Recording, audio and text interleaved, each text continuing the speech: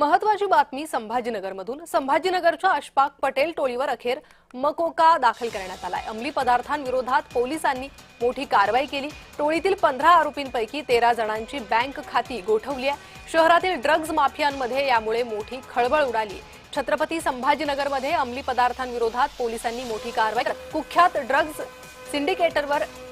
सिंडिकेटवर मकोका लावला। या कारवाईमुळे शहरातील ड्रग्ज माफियांमध्ये मोठी खळबळ उडाली आहे। तरुण पिढीला अंमली पदार्थांच्या जाळ्यात ओढून ड्रग्ज विक्री करणाऱ्या शेख अशफाक पटेल या टोळी प्रमुखासह त्याच्या 15 जणांच्या टोळीवर महाराष्ट्र संघटित गुन्हेगारी नियंत्रण कायद्याअंतर्गत म्हणजेच मकोका अंतर्गत कारवाई करण्यात आली।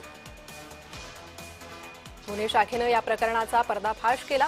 नाशिकमधील एका हॉटेलमध्ये लपून बसलेल्या अशफाक पटेलला फिल्मी स्टाईलने अटक केली।